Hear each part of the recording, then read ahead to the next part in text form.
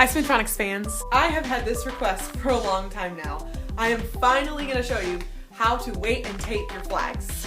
Now, depending on the type of flag I have, I can either tape my tip directly to the pole or I might tape my tip to my flag. For today, I'm going to be using white practice silks. Now you want to make sure you know which way the curve is. I can tell that this point is my bottom tip. So I'm going to slide the flag on bottom first, and it fits right over this tip. Not all flags can fit over the tip, so you might have to put it on after you put your bolt in, but before you put the tip on. The nice thing about this flag, this one's from American Band Accessories, and it's got Velcro inside. A lot of practice flags are made with Velcro inside, so you can just slap them on and off.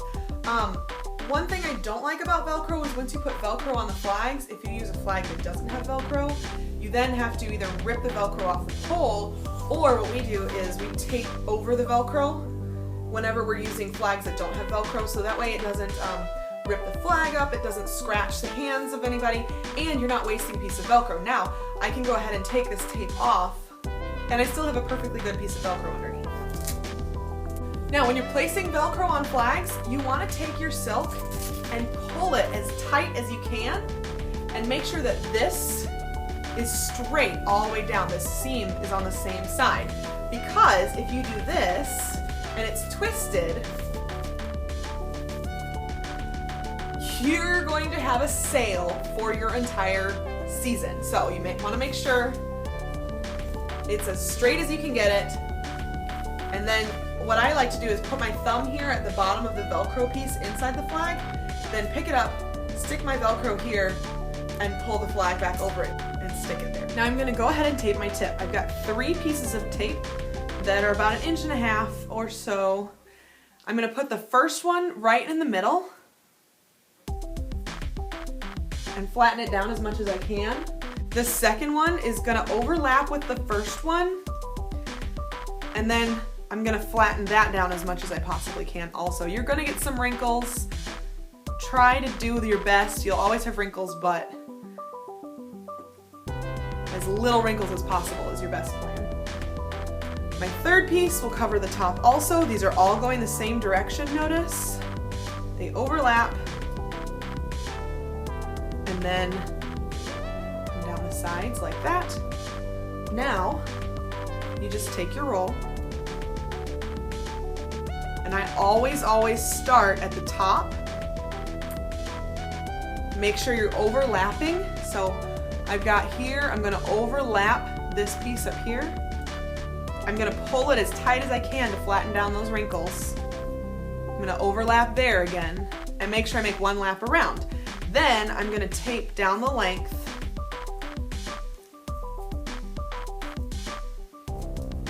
of my tip. And even though I'm using a Velcro flag, I'm going to go ahead and tape onto the top of the flag just to give it a little more reinforcement. We're going to be using these flags for our weekend camp. So I don't know if there are students that are going to use them that have spun before or who have never spun before, and I want to make sure they've got the most support they can get in keeping these flags tight to the poles. And I'm going to take my scissors. I don't want to break it right now because that'll weaken the tape.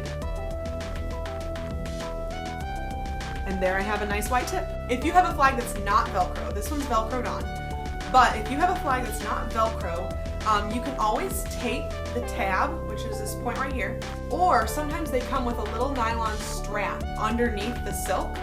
And what you would do is you would peel back the fabric to reveal that little nylon strap, and you would tape that nylon strap onto the pole. That way you're taping the strap down and you're not actually putting any tape over the fabric. And then you fold the fabric back down over the strap and it will cover up your tape job. I'm just using white tape on a white practice flag, so I don't really care. Even though this is a Velcro flag, I'm still going to tape my tab. And I start completely on the flag. So there's actually fabric down here below where my tape is starting. This way I have a nice solid tab. Then I'm going to overlap every time I come around And for practice flags, I usually make a bigger tab than I do for my show flags. So you're gonna see this is probably about 2 inches here. But for my show flags, I kind of try to keep the tab a little bit smaller or covered up with that fabric if I don't have a Velcro flag. So there you have a beautifully taped practice flag. Practice this on your flags at home. Put your practice flags on at the end of every season and make sure you're not spinning your show flags in the off season. That way they stay nice. And I'll see you next time.